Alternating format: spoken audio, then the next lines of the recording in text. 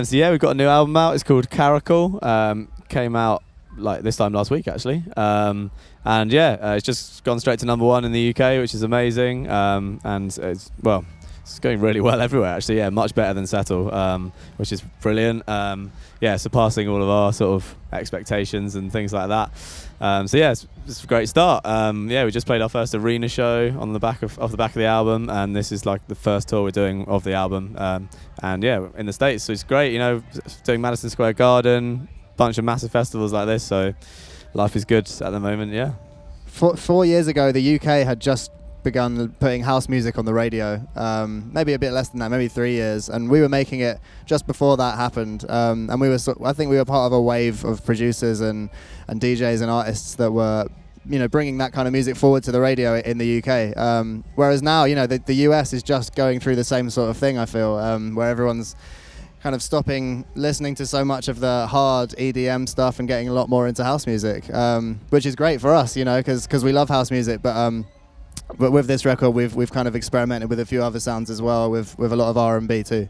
Well, I mean, the way that we write songs, you know, I mean, well, yeah, for a start, we write the songs, you know, we don't pay someone else to do that stuff. And because of that, we like to work with other artists that do the same thing. You know, we won't work with people who are just a singer. They have to write as well, because we sit around a piano and write a song with them from scratch. And you can't do that unless they can write as well, or it would be quite an awkward scenario. So yeah, we pick them based on both of those things, and generally just if they're our friends too. You know, most of them we've met them a few times or a lot with people like Sam, and you know, we met Lord a few times before, and yeah, they're just people we've met on the road largely. Other than that, though, they're just people that we're huge fans of. I mean, like Jordan Rakai and The Weeknd. We hadn't met those guys before we did the sessions, so we didn't really know what we were getting, but it turned out really good. Yeah, so we decided to do another song with Sam because he's our friend and he lives near us and he's really good. So we texted him and we sorted out like 3 days in the studio, and we wrote like a bunch of songs actually, but I think Omen was the first one and the most like disclosure friendly, like most appropriate song. I think the other pieces of music that came up were maybe a lot more for Sam and maybe some sort of future things, I don't know. But yeah, Omen was one we were all like really happy with. Like it was us two and Jimmy and him, and it was just exactly the same formula. Well, not formula, but same scenario as before. You know, us just in a room sitting around a piano, a little loop going, and writing some music and coming up with a concept and a few lyrics. And yeah, we wrote Omen that day, and yeah, we decided to make it a single because I don't know why, just we all liked it. I think when we work with Sam and Jimmy as a team, we just work really well together. We write like the music that we're most proud of and that we think is, we just enjoy it. You know, it's such a fun thing just being in a room with your two mates writing music. So that's, yeah, I think we're always going to make music in that combination of friends. You know, we've just worked really well together.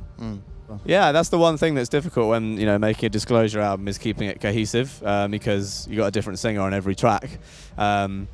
So from our side, like what we need to do is just make sure the music behind the singing, you know, is relatable, like song to song, and you know that sonically the songs are kind of similar. Because I mean, I think if anyone was to criticize the album in any way, it would be something along the lines of, you know, oh, maybe if all the songs sound the same. But I'm like, they kind of have to make it come together as an album, in terms of like the instruments you use, you know, the pads and the drum sounds, so that each person's voice keeps it fresh, because that's what keeps it fresh each time. You know, as a brand new singer, you know, like when you have a band make an album, they don't change singer every song, and they don't change instruments every song. You know, the drummer doesn't start playing the trombone, you know, but in electronic music there's this thing where every song has to sound so different. But I don't know, I don't necessarily agree with that. I think, like, you know, you find your sounds that you like to use, and with us it's like the warm pads and the jazzy chords and the old school like 80s drum machine sounds, like the 808s and 909s, all the, you know, the stuff they made house music with.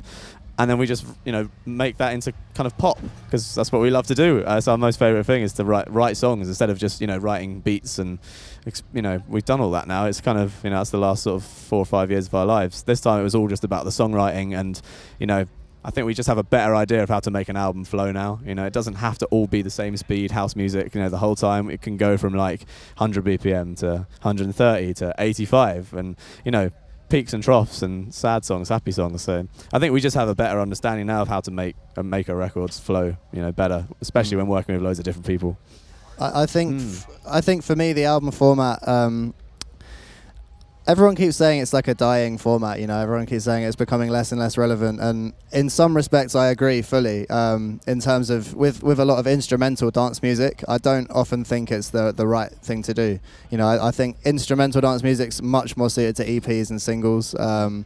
Because for me, depends what you want to be as an act. Yeah, if you just want to be a DJ at a certain level, playing certain capacity clubs, you know, and you're perfectly happy to do that, then yeah, you just put out a couple of singles a year and you'll be fine. You know, it's a great way to like make a living. You'd have a wicked time. But like for us, you know, we're a band and we want to be on big stages and we want to be playing like drums and bass and guitars, and you know, I just think for us, like, and other acts like us, like the Chemical Brothers, or like, you know, even like the Prodigy or James Blake, people who play live music on stages, the album format works really well still. I really think it does. I think it's just the element of songwriting that makes an album appropriate. You know, I think if you have songwriting involved, and you can make an album where each track is different enough from the last one to work and flow as a record. Whereas if you're making instrumental tracks and they're all at the same tempo, it's going to be a boring album normally. Yeah.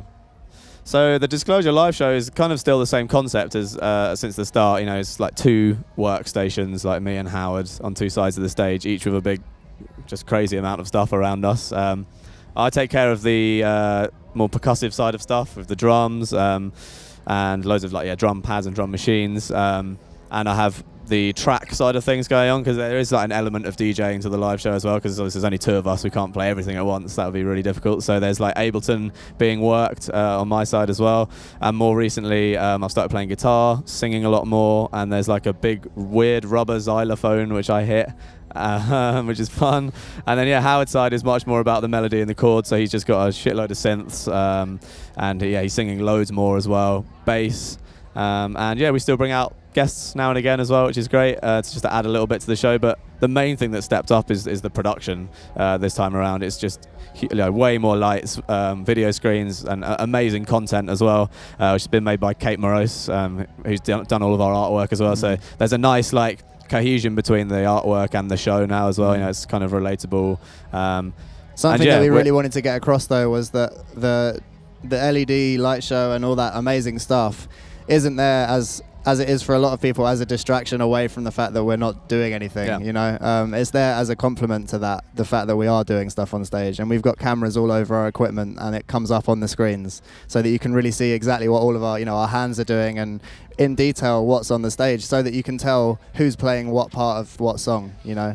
So if I'm playing a keyboard, there'll be a camera on my hand playing the keyboard, and you can tell what part I'm playing, which was really just trying important to make it us. like relatable. If you're the guy at the back of a 30,000 strong crowd, and you see someone doing this, it's not going to excite you like too much. Like, it's doing something, but if you see someone hitting a drum and you hear bang, I don't know, it's just that connection you get, of your brain. You're just thinking, oh yeah, I understand what's happening. So try and focus on that stuff more. Yeah.